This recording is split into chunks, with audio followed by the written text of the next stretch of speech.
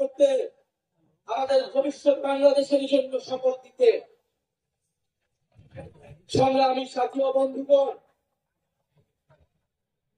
এক বছর আগে, বিগত এক বছর আগে এক দফার ঘোষণায় আমাদের সাথে হয়তো অনেক পক্ষ ছিল, আজকে যারা নেই, আমরা আজকে দিনে তাদেরকে স্মরণ করছি।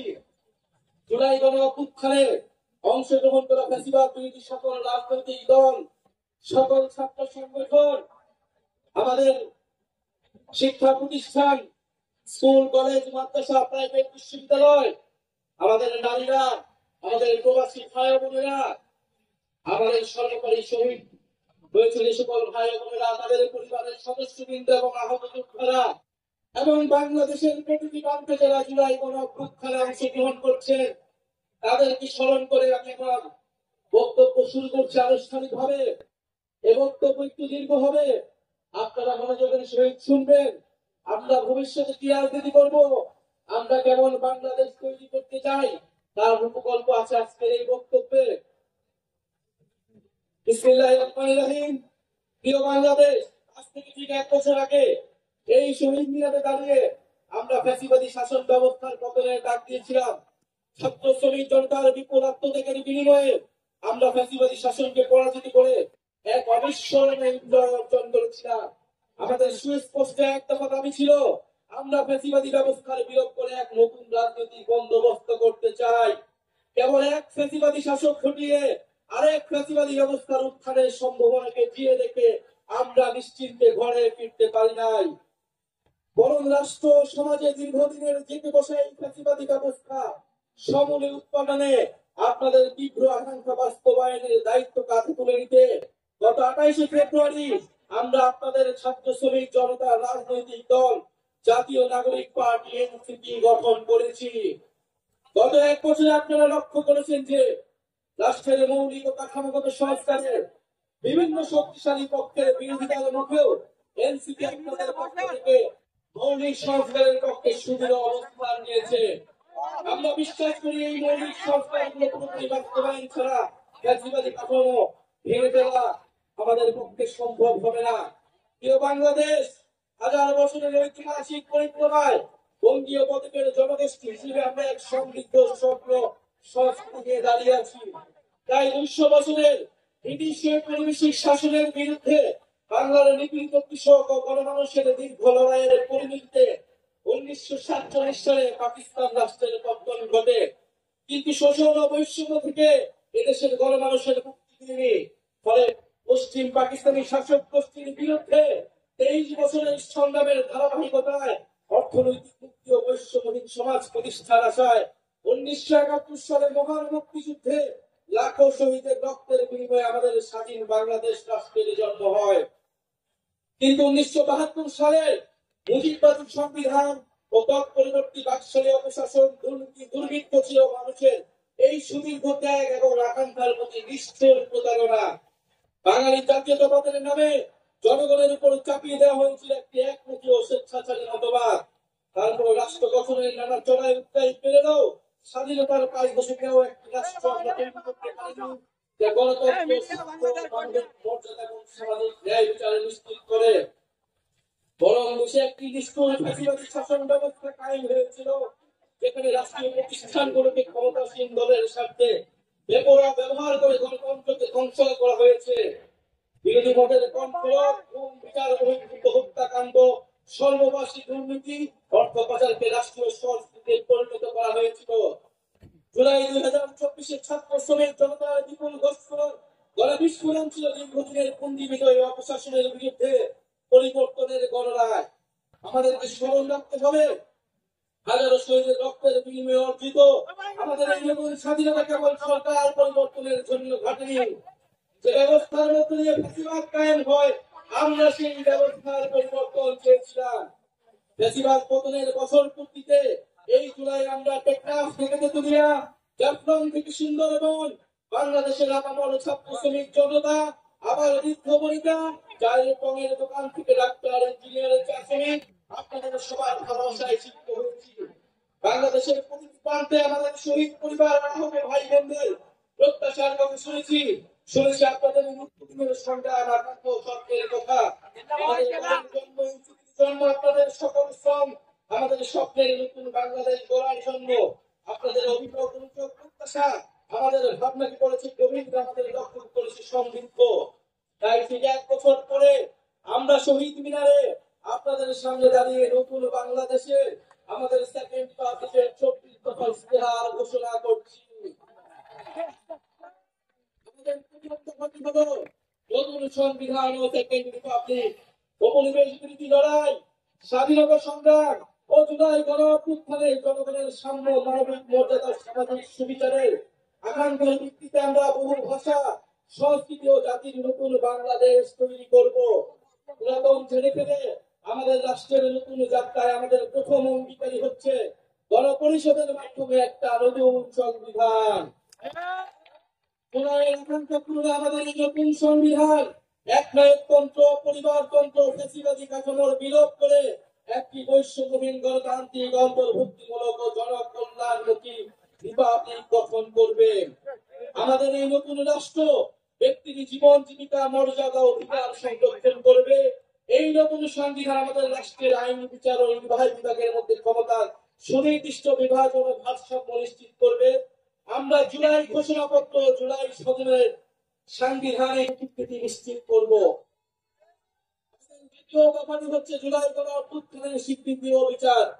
এই জনপদের মানুষের উপনিবেশ বিরোধী সংগ্রাম, 1971-এর মহান মুক্তিযুদ্ধের কাঙ্ক্ষিত সাম্য, মানবিক মর্যাদা ও সামাজিক সুবিচার প্রতিষ্ঠার লড়াই এবং জুলাই গণঅভ্যুত্থানে একটি বৈষম্যহীন বাংলাদেশ গঠনের প্রত্যয়ই আমাদের প্রেরণা। আমরা জুলাইয়ের সংঘটিত গণহত্যা, শাপলা গণহত্যা, আমরা পিলখানা হত্যাকাণ্ড, গুম ও বিচার বহির্ভূত হত্যা সহ আওয়ামী ফ্যাসিবাদের সময়ে সংঘটিত সকল মানবতা বিরোধী অপরাধের দৃষ্টান্তমূলক বিচার ও শাস্তির জন্য আমরা লড়াই করব। জুলাই গণঅভ্যুত্থানের শহীদদের পরিপূর্ণ রাষ্ট্রীয় স্বীকৃতি, আহতদের চিকিৎসা, পুনর্বাসন নিশ্চিত করে আজীবন তাদের পাশে দাঁড়াবো। জুলাইয়ের জাতীয় ঐক্য, হাজারো শহীদের আত্মত্যাগের মহিমাকে ধারণ করার জন্য আমরা জুলাইয়ের স্মৃতি রক্ষা করবো এবং সবসময় ফ্যাসিবাদ বিরোধী লড়াইয়ের সহযোদ্ধাদের পাশে থাকবো। আমাদের তৃতীয় দফাটি হচ্ছে গণতন্ত্র, রাষ্ট্রীয় প্রতিষ্ঠানের সংস্কার। আমরা এমন একটা হিসাবে রাষ্ট্র গড়ে তুলতে চাই যেখানে রাষ্ট্রীয় প্রতিষ্ঠানগুলো হবে জাতি, ধর্ম, বর্ণ নির্বিশেষে নিরপেক্ষ, নৈতিক, মানবিক ও গণমুখী। জনসেবাই হবে তাদের মূল মন্ত্র। একই সঙ্গে রাষ্ট্রের সকল সাংবিধানিক ও বিধিবিদ্ধ জবাবদিহিতা নিশ্চিতকারী প্রতিষ্ঠানের ক্ষমতা বৃদ্ধি করা হবে, যেন এই প্রতিষ্ঠানগুলো স্বাধীনভাবে কাজ করে নির্বাহী বিভাগের কর্তৃত্ব পরায়ণ হওয়ার প্রবণতা প্রতিহত করতে পারে। আমরা এমন একটা গণতান্ত্রিক রাষ্ট্র প্রতিষ্ঠা করতে চাই যেখানে জনগণ শুধু নির্বাচনের দিন ক্ষমতার উৎস হবে না, বরং রাষ্ট্র পরিচালনার প্রতিটি ক্ষেত্রে জনগণের অংশগ্রহণ নিশ্চিত করা হবে। আমরা অবাধ, সুষ্ঠু, নিরপেক্ষ নির্বাচনের জন্য নির্বাচন কমিশন আইন ও গঠন প্রক্রিয়ায় মৌলিক পরিবর্তন সাধন করব এবং রাষ্ট্র কর্তৃক নির্বাচন ও ব্যয় নির্বাহনে আইন করার মাধ্যমে নির্বাচনে কালো টাকার প্রভাব হ্রাস করব এবং সৎ ও যোগ্য প্রার্থীদের প্রতিদ্বন্দ্বিতার সুযোগ সৃষ্টি করব। আমাদের চতুর্থ দফাটি হচ্ছে ন্যায় ভিত্তিক বিচার ব্যবস্থা ও আইন সংস্কার। আমাদের রাষ্ট্রে স্বাধীন বিচার বিভাগ ক্ষমতাবানদের পক্ষে অন্ধ অবস্থান নেবে না, বরং মজলুমকে তার প্রাপ্য ন্যায় বিচার বুঝিয়ে দিবে। এছাড়া একটি সত্যিকার জনগণতান্ত্রিক রাষ্ট্র গড়ে তুলতে আমরা ঔপনিবেশিক আমলের সকল আইনকে জাতীয় ও আন্তর্জাতিক মানবাধিকার মানদণ্ডের ভিত্তিতে যুগোপযোগী করব। মৌলিক মানবাধিকার লঙ্ঘন করে এমন কোন আইন তৈরি করা হবে না। আমরা বিচার বিভাগের আলাদা সচিবালয়কে পরিপূর্ণ আর্থিক স্বাধীনতা প্রদান সহ সম্পূর্ণভাবে ক্রিয়াশীল করব। মামলার জট ও দীর্ঘ শুল্ককে কমাতে আমরা বিচারক, আদালতের সংখ্যা বাড়াবো। আমরা মামলার নথিপত্রগুলোকে ডিজিটালাইজ করব এবং মামলার অগ্রগতি অনলাইন ট্র্যাকিং এর ব্যবস্থা করব। আমরা দেওয়ানি দায়ের ক্ষেত্রে আর্থিক ক্ষতিপূরণের প্রাপ্তির বিষয়ে আইনগত কাঠামো প্রণয়ন করব। মানহানির মামলায় শুধু ভুক্তভোগী ব্যক্তি আইনগত প্রতিকার চাইতে পারবেন, এই বাধ্যবাধকতা নিশ্চিত করব। আমরা গরিবদের জন্য বিনামূল্যে আইনগত সহায়তার ব্যক্তি বৃদ্ধি করব। কিশোর সংশোধনী ব্যবস্থার মানবিকরণ ও সমাজে পুনর্বাসনের সুব্যবস্থা করব। ইনশাআল্লাহ আমাদের নতুন বাংলাদেশে ন্যায় বিচার নিশ্চিত করা হবে। আমাদের পঞ্চম দাবি হচ্ছে সেবামুখী প্রশাসন ও দুর্নীতি দমন। বাংলাদেশে আমলাতন্ত্রকে দলীয়করণের মাধ্যমে শোষণের হাতিয়ার হিসেবে ব্যবহার করা হয়েছে। আমরা প্রশাসনের সকল প্রকার রাজনৈতিক হস্তক্ষেপ বন্ধ করব। আমলাতন্ত্রকে সুদক্ষ ও সেবামূলক প্রতিষ্ঠান হিসেবে গড়ে তুলতে আমরা উন্নত প্রশিক্ষণের ব্যবস্থা করব। বিভিন্ন খাতের যোগ্য বিশেষজ্ঞদের সরকারে অধিকতর অংশগ্রহণ নিশ্চিত করব। নিয়োগ, বদলি, পদায়ন ও প্রমোশনের ক্ষেত্রে মেধা এবং যোগ্যতাই হবে একমাত্র মানদণ্ড। সরকারি কর্ম কমিশনের সকল প্রশাসনের নিয়োগের ক্ষেত্রে সততা, নিরপেক্ষতা বজায় রাখতে যথাযথ নিয়োগ কাঠামো তৈরি করব। আমরা ডিজিটাল গভর্নেন্স চালুর প্রতি বিশেষ গুরুত্ব দিব। আমরা রাষ্ট্রীয় সম্পদ চুরি, দুর্নীতি, স্বজনপ্রীতি, দলীয়করণের বিচারহীনতা এবং বিচারের দীর্ঘসূত্রতা পরিহার করে দুর্নীতির দ্রুত বিচার, শাস্তির বিধান করব। সরকারের যে কোনো দাপ্তরিক দুর্নীতি প্রকাশ করলে সংশ্লিষ্ট ব্যক্তিকে বিশেষ আইনি সুরক্ষা দিতে হুইসেল ব্লোয়ার প্রোটেকশন আইন প্রণয়ন করব। সমাজের শিক্ষায় সমাজের দুর্নীতি বিরোধী মূল্যবোধ এবং সচেতনতা তৈরি করব। আমাদের ষষ্ঠ দাবি হচ্ছে জনবান্ধব আইন শৃঙ্খলা রক্ষাকারী বাহিনী। আমরা এমন এক বাংলাদেশ গড়তে চাই যেখানে আইন শৃঙ্খলা রক্ষাকারী বাহিনী, পুলিশ আর সাধারণ মানুষকে ভয় দেখিয়ে ওয়ারেন্ট ছাড়া তুলে নিয়ে যেতে পারবে না। আমরা ঔপনিবেশিক আমলের 1861 ও 1898 সালের পুলিশ আইন যুগোপযোগী করব। আমরা গড়ে তুলব এমন কাঠামো যেখানে পুলিশ হবে মানব অধিকারের রক্ষক, নাগরিকের সেবক। আমরা পুলিশ ও আইন শৃঙ্খলা বাহিনীর রাজনৈতিক অপব্যবহার বন্ধে ও তাদের বদলি পদায়নের স্বচ্ছ ব্যবস্থা চালু করতে একটি স্থায়ী পুলিশ কমিশন গঠন করব। যে কোনো গ্রেফতারের ক্ষেত্রে ওয়ারেন্ট বা সুস্পষ্ট কারণ উল্লেখ করতে হবে। গ্রেফতারকারীর উপর পুলিশের পদবি ও পরিচয় স্পষ্ট ভাবে জানানো হবে। আমরা চালু করব কমিউনিটি ভিত্তিক পুলিশের এবং মানবাধিকার কেন্দ্রিক প্রশিক্ষণ। সহিংস অপরাধের প্রতি আমাদের থাকবে জিরো টলারেন্স। আমরা র্যাব বিলুপ্ত করব এবং আমরা গোয়েন্দা সংস্থাকে রাজনৈতিক স্বার্থ ও মানবাধিকার লঙ্ঘনে সুস্পষ্ট আইনি কাঠামো তৈরি করব। আমাদের সপ্তম দাবি হচ্ছে গ্রাম পার্লামেন্ট ও স্থানীয় প্রশাসন, স্থানীয় সরকার। মানুষ গ্রাম ছেড়ে শহরে চলে এসেছে। এতে শহরগুলোর উপর চাপ পড়ছে এবং গ্রামীণ অর্থনীতি দুর্বল হচ্ছে। আমরা গ্রামের সক্রিয়তা ক্ষুণ্ণ রেখে শহরের সুবিধা গ্রামে পৌঁছে দিতে চাই। আমরা গ্রামের উৎপাদনে বিনিয়োগের সুযোগ বাড়িয়ে স্বনির্ভর গ্রাম তৈরি করব। আমরা স্থানীয় পর্যায়ে শাসন ব্যবস্থায় জনগণের অংশগ্রহণ নিশ্চিতে গ্রাম পার্লামেন্ট গঠন করব এবং এই পার্লামেন্টের হাতে স্থানীয় সমস্যা সমাধান ও উন্নয়ন তদারকির দায়িত্ব অর্পণ করব। আমরা স্থানীয় সরকার কাঠামোকে শক্তিশালী করার মাধ্যমে ক্ষমতার বিকেন্দ্রীকরণ নিশ্চিত করব এবং স্থানীয় সরকারকে স্থানীয় উন্নয়নের কেন্দ্রবিন্দুতে পরিণত করব। আমরা সংসদ সদস্যের ক্ষমতার অপব্যবহার বন্ধ করে স্থানীয় নির্বাচিত জনপ্রতিনিধিকে ক্ষমতায়িত করব। একই সাথে সামাজিক জবাবদিহিতা ও দায়বদ্ধতা নিশ্চিতকারী কাঠামোগুলোকে যত দায়িত্ব পালন করতে পারে সেটা নিশ্চিত করব। আমরা একটি স্বাধীন স্থানীয় সরকার কমিশন গঠন করব, যে স্থানীয় সরকারের বিভিন্ন প্রতিষ্ঠান যেন ভূমিকা পালন করে তা নিশ্চিত করবে। আমাদের অষ্টম দফাটি হচ্ছে স্বাধীন গণমাধ্যম ও শক্তিশালী নাগরিক সমাজ। আমরা সংবাদ মাধ্যমের শতভাগ স্বাধীনতায় বিশ্বাস করি এবং যথাযথ আইনি ও নীতি কাঠামোর মাধ্যমে সেটি নিশ্চিত করব। আমরা প্রেস কাউন্সিলকে যুগোপযোগী এবং কার্যকর করব। এছাড়া নির্দিষ্ট কোনো ব্যক্তি, গোষ্ঠী বা কর্পোরেশনের কাছে যাতে বহু গণমাধ্যমের প্রতিষ্ঠাতার মালিকানা কুক্ষিগত না হয়, রাজনৈতিক দলের স্বার্থে হাতিয়ার না হয়, সেটা নিশ্চিত করব। আমরা নিশ্চিত করব গণমাধ্যম যেন জনগণের কাছে দায়বদ্ধ থাকে। আমরা গণতান্ত্রিক জবাবদিহিতা শক্তিশালী করার প্রয়াসে নাগরিক সমাজের সক্রিয়তা ও স্বাধীন মত প্রকাশের সুযোগে অবাধিত করতে নাগরিক সমাজের অংশগ্রহণের সমন্বয়ে একটি শক্তিশালী নীতি কাঠামো তৈরি করব। আমরা গণমাধ্যমে মিস ইনফরমেশন, গুজব ও বিভ্রান্তিকর সংবাদের বিরুদ্ধে জনগণের সুরক্ষা নিশ্চিত করব। আমাদের নবম দাবিটি হচ্ছে সার্বজনীন স্বাস্থ্য। আমরা এমন একটি স্বাস্থ্য সেবা ব্যবস্থা গড়ে তুলব যেখানে অর্থের অভাবে কেউ চিকিৎসা থেকে বঞ্চিত হবে না। এবং জরুরি চিকিৎসা ব্যবস্থা গড়ে তুলব যাতে হাসপাতালে পৌঁছানোর আগে অ্যাম্বুলেন্সে জীবন রক্ষাকারী চিকিৎসা শুরু করা যায়। আমরা ইলেকট্রনিক হেলথ রেকর্ড সিস্টেম চালু করব, ফলে নাগরিকের হেলথ কার্ড, হেলথ আইডি থাকবে, সেখানে সকল তথ্য ডিজিটালি সংরক্ষণ থাকবে। আমরা প্রাথমিক স্বাস্থ্যসেবা শক্তিশালী করব। আমরা জাতীয় ইউএইচআর এর সঙ্গে সমন্বিত করব, যাতে রোগী এক হাসপাতাল থেকে আরেকটিতে সহজে চিকিৎসা চালিয়ে যেতে পারে। আমরা স্বাস্থ্যকর্মীদের ন্যায্য বেতন, ক্যারিয়ারে অগ্রগতির সুনির্দিষ্ট পদ্ধতি, নারী স্বাস্থ্যকর্মীদের জন্য কর্মক্ষেত্রে ডে কেয়ার সেন্টার সহ নারী বান্ধব পদক্ষেপ গ্রহণ করব। স্বাস্থ্যকর্মীদের ক্ষেত্রে কর্মক্ষেত্রে সহিংসতা অবসান ঘটাতে কার্যকর নীতি গ্রহণ করব। আমরা জনপদের মানুষের জন্য নতুন কার্যকরী চিকিৎসা আবিষ্কার করতে আমরা বিশ্বমানের একটি জাতীয় বায়োব্যাংক প্রতিষ্ঠা করব। আমাদের 10 নম্বর দাবিটি হচ্ছে জাতি গঠনের শিক্ষানীতি। আমরা শিক্ষা খাতে বরাদ্দ বাড়িয়ে ভবিষ্যতের উদ্ভাবন, শিল্পায়ন ও অর্থনীতির জন্য প্রস্তুত একটি দক্ষ জ্ঞানভিত্তিক সমাজ গড়ে তুলব। শিক্ষা পণ্য নয়, অধিকার। বিজ্ঞান, গণিত, প্রকৌশল ও চিকিৎসায় শক্ত ভিত তৈরিতে আমাদের থাকে বিশেষ পরিকল্পনা।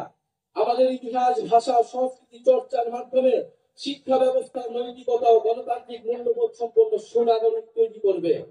শিক্ষার ভিত্তি তৈরি করার জন্য প্রাথমিক, মাধ্যমিক ও কারিগরি শিক্ষাকে গুরুত্ব দেওয়া হবে এবং উচ্চশিক্ষার মূল্য লক্ষ্য হবে মানসম্পন্ন গবেষণার মাধ্যমে জ্ঞান সৃষ্টি করা। আমরা সংশ্লিষ্ট অংশীজনের সাথে আলোচনা করে বাংলা মাধ্যম, মাদ্রাসা ও ইংরেজি মাধ্যম সহ বিদ্যমান সকল ধরনের শিক্ষা মাধ্যম ও পদ্ধতিগুলোর মধ্যে যৌক্তিক সমন্বয় করব। কর্মমুখী বৃত্তিমূলক নার্সিং শিক্ষা দক্ষতা প্রশিক্ষণকে আন্তর্জাতিক মানে আধুনিক ও যুগোপযোগী করে গড়ে তুলব, যাতে নাগরিকের জন্য কর্মসংস্থান তৈরি হয়।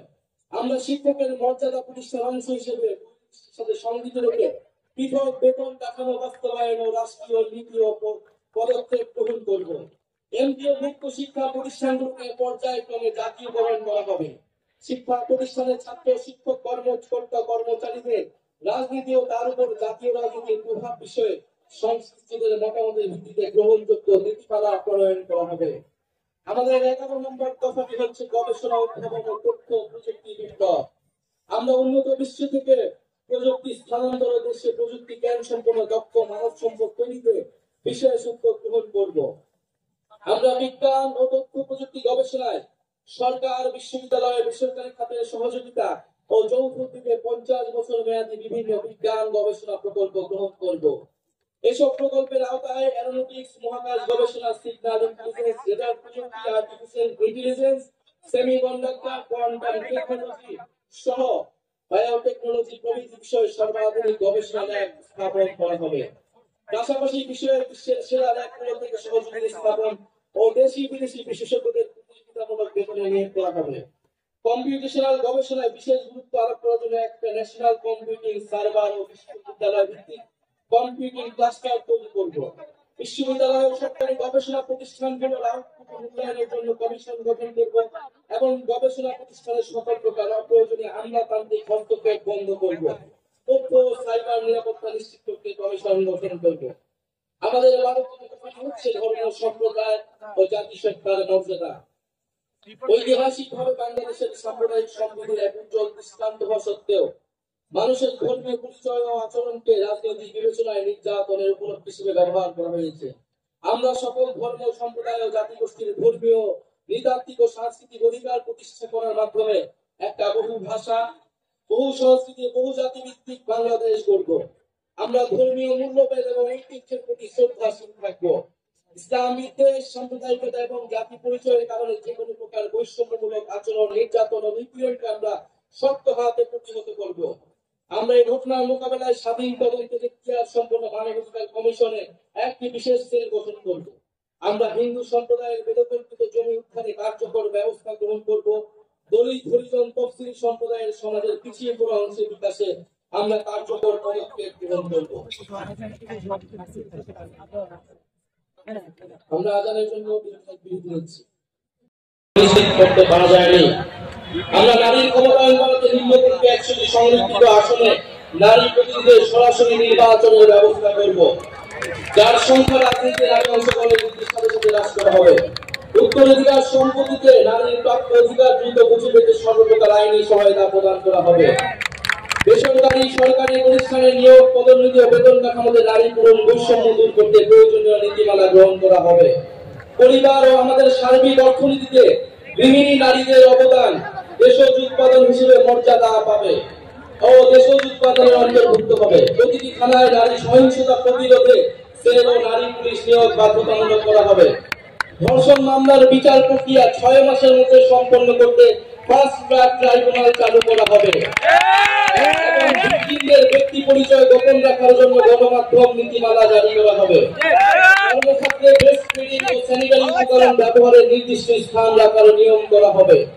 পরিবার, শিক্ষা প্রতিষ্ঠান, কর্মক্ষেত্র, অনলাইন, যানবাহনে নারীদের হয়রানি ও নির্যাতন প্রতিরোধে আইনি কাঠামোর যথাযথ সংস্কারের মাধ্যমে কঠোর শাস্তির বিধান করা হবে।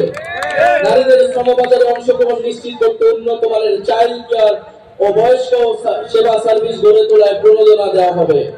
স্বল্প আয়ের পরিবারকে চাইল্ড কেয়ার ভর্তুকি করা হবে। আমরা কর্মজীবীদের পূর্ণ বেতনে অন্তত 6 মাস মাতৃত্বকালীন ও 1 মাস পিতৃত্বকালীন ছুটি নিশ্চিত করব। নারীদের মাতৃত্বকালীন প্রজনন স্বাস্থ্য নিশ্চিত করতে আমরা যথাযথ উদ্যোগ গ্রহণ করব। নারীদের কর্মসংস্থানে নিরাপদ যাতায়াতের জন্য বিশেষ বাস সার্ভিসের ব্যবস্থা চালু করা হবে। সকল নারীরা জন্য প্রয়োজনীয় স্বাস্থ্য সামগ্রী প্রাপ্যতা সুলভে যথাযথ উদ্যোগ গ্রহণ করা হবে। অনুন্নত পিছিয়ে পড়া অঞ্চল, মাদ্রাসা ও পাহাড়ি অঞ্চলের স্বল্প আয়ের পরিবারের নারীদের উচ্চশিক্ষার জন্য বৃত্তি চালু করব। বাল্য বিবাহ, যৌতুক বন্ধের জন্য সচেতনতা বৃদ্ধির কার্যক্রমে ধর্মীয় ও রাজনৈতিক নেতাদের সম্পৃক্ত করা হবে। আমাদের 14তম দফাটি হচ্ছে মানব কেন্দ্রিক ও কল্যাণমুখী অর্থনীতি। অর্থনীতির মূল ভিত্তি হওয়া উচিত মর্যাদা সম্পন্ন মানুষ। অর্থনীতির পরিকল্পনার কেন্দ্রবিন্দুতে থাকতে হবে মানুষের সামগ্রিক বিকাশ। কেবল দক্ষতা নয়, মানুষের উদ্দেশ্য, মূল্যবোধ ও সামাজিক দায়বোধ গঠনে বিনিয়োগ করতে হবে। আমরা বাজার ভিত্তিক কিন্তু কল্যাণমুখী অর্থনৈতিক দর্শন মেনে একটি আধুনিক অন্তর্ভুক্তিমূলক অর্থনীতি গড়ে তুলতে প্রতিশ্রুতিবদ্ধ। আমরা একটি প্রতিযোগিতামূলক বাজার ব্যবস্থা প্রতিষ্ঠা করব, যেখানে সিন্ডিকেটের দৌরাত্ম্য বরদাস্ত করা হবে না, অলিগার্ক শ্রেণীর প্রভাব ধ্বংস করা হবে এবং ক্ষুদ্র ও মাঝারি ব্যবসার বিকাশ নিশ্চিত করা হবে। আমরা উন্নয়নকে শুধু জিডিপির সংখ্যা দিয়ে পরিমাপ করব না, নাগরিকের অন্ন, বস্ত্র, বাসস্থান, শিক্ষা, চিকিৎসা, ইন্টারনেট এসব মৌলিক সেবা এবং সেবার মান ও প্রাণ প্রকৃতি পরিবেশের সুরক্ষাই হবে আমাদের উন্নয়নের মানদণ্ড। আমরা বেকার ভাতা, বয়স্ক ভাতা, বিধবা ভাতা, বিশেষ চাহিদা সম্পন্ন নাগরিক ভাতা, শিশু ভাতা প্রভৃতি সামাজিক সুরক্ষা সেবাকে নাগরিক অধিকার হিসেবে প্রতিষ্ঠা করব। পথ শিশু ও ছিন্নমূল মানুষদের জন্য আমরা পুনর্বাসন, শিক্ষা, স্বাস্থ্য সেবা ও কর্মসংস্থানের মাধ্যমে অর্থনৈতিক ও সামাজিক নিরাপত্তা নিশ্চিত করব। আমরা কর কাঠামোর ন্যায্য সংস্কারের মাধ্যমে ধনী গরিবের বৈষম্য কমিয়ে আনবো এবং সুষম উন্নয়ন নিশ্চিত করব। মধ্যম আয়ের খাত ও চতুর্থ শিল্প বিপ্লবে তথ্য প্রযুক্তিগত চ্যালেঞ্জ মোকাবেলা আমরা প্রণয়ন করব একটি দূরদর্শী সমন্বিত পরিকল্পনা। আমরা ব্যাংকিং ও আর্থিক খাতের বিদ্যমান কাঠামোকে শক্তিশালী করব। বাংলাদেশ ব্যাংককে পূর্ণ স্বাধীনতা দিব ঋণ খেলাপি রোধে একক ক্রেডিট আইডি সহ ন্যাশনাল ক্রেডিট রেটিং সিস্টেম চালু করতে। পুঁজিবাজার সংস্কার এবং সিকিউরিটি এন্ড এক্সচেঞ্জ কমিশন পুনর্গঠন করব এবং এই খাতে সুশাসন প্রতিষ্ঠা করব। আমাদের 15তম দফাটি হচ্ছে তারুণ্য কর্মসংস্থান। আজ বাংলাদেশে প্রায় 30 লাখ বেকার, এদের প্রতি 3 জনেই 2 জন তরুণ। সকল কর্মক্ষম নাগরিকের জন্য দেশে ও বিদেশে মর্যাদাপূর্ণ কর্মসংস্থান নিশ্চিত করতে আমরা রপ্তানিগত শ্রম গণশিল্পের এবং দক্ষ মানব সম্পদ গড়ে তুলব। কর্মক্ষেত্রে প্রায়োগিক দক্ষতা বৃদ্ধি করতে শিক্ষা জীবনে সরকারি ও বেসরকারি খাতে বেতনভুক্ত ইন্টার্নশিপ সুযোগের সম্প্রসারণ করব। প্রতিযোগিতামূলক চাকরির পরীক্ষাগুলোতে প্রশ্ন ফাঁস, দুর্নীতি, সুপারিশ ও স্বজনপ্রীতি সম্পূর্ণ দূর করে স্বচ্ছতা ও জবাবদিহিতা নিশ্চিত করব এবং গ্রেড ভিত্তিক সমন্বিত পরীক্ষা ব্যবস্থা চালু করব। আমরা তরুণ উদ্যোক্তাদের জন্য উদ্ভাবন ও সৃজনশীলতা সহায়ক পরিবেশ তৈরি করব। আমরা জেলা ভিত্তিক ফ্রিল্যান্সিং এবং রিমোট ওয়ার্ক হাব গড়ে তুলব, পেমেন্ট প্ল্যাটফর্ম, কোয়ার্কিং স্পেস, উচ্চগতির ইন্টারনেট ব্যবস্থা করব। বিদেশে দক্ষ মানব সম্পদ রপ্তানির লক্ষ্যে আইটি, স্বাস্থ্যসেবা, নার্সিং, ব্যবস্থাপনা ইত্যাদি খাতে বিশেষ গুরুত্ব দিব। এই জন্য আমরা সেক্টর ও দেশ ভিত্তিক সুনির্দিষ্ট দক্ষতা ভাষা বিষয়ক প্রশিক্ষণ দিব। আমরা তরুণদের মাদক ও অপরাধ প্রবণতা রোধে প্রতিটি জেলায় আন্তর্জাতিক মানের ক্রিয়া কমপ্লেক্স তৈরি করব। আমরা চাই তরুণরা শুধু চাকরি খুঁজবে না, চাকরি তৈরি করবে। বহুমুখী বাণিজ্য এবং শিল্পায়ন নীতি।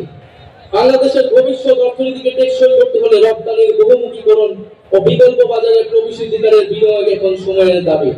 রপ্তানি বাজারের সম্প্রসারণে আমরা বিভিন্ন দেশ ও ব্লকের সাথে দ্বিপাক্ষিক ও বহুপাক্ষিক মুক্ত বাণিজ্য চুক্তি করব। আমরা গার্মেন্টস এর বাইরে উচ্চ সম্ভাবনাময় শ্রমঘন খাতগুলোতে বিনিয়োগ ও প্রণোদনা জোরদার করব, যেমন চামড়া, বারুদ শিল্প, আসবাব, হোম ডেকোর, লাইট ইঞ্জিনিয়ারিং, কৃষি প্রক্রিয়াজাত পণ্য প্রভৃতি। পাশাপাশি আমরা বিভিন্ন উচ্চ মূল্য সংযোজন খাত যেমন ওষুধ শিল্প, ইলেকট্রনিক্স ও তথ্য যোগাযোগ প্রযুক্তি প্রসারে বিশেষ নীতি সহায়তা প্রদান করব। এলডিসি থেকে উত্তরণের ফলে দেশের ঔষধ শিল্পে সৃষ্ট সম্ভাব্য সংকট মোকাবেলায় আমরা কার্যকর পদক্ষেপ নেব। ব্যবসা সহজীকরণ, জ্বালানি নিরাপত্তা ও আধুনিক অবকাঠামো নির্মাণের মাধ্যমে আমরা বাংলাদেশকে বৈদেশিক বিনিয়োগের এক আকর্ষণীয় গন্তব্যে পরিণত করব। আমরা 50 বছর মেয়াদী শিল্প উন্নয়নের মহাপরিকল্পনা প্রণয়নে শিল্প খাতের বিশিষ্ট ব্যবসায়ী, গবেষক, নীতি নির্ধারণী সমন্বয়ে একটি কমিশন গঠন করব। আমাদের 17তম দফাটি হচ্ছে টেকসই কৃষি ও খাদ্য সার্বভৌমত্ব।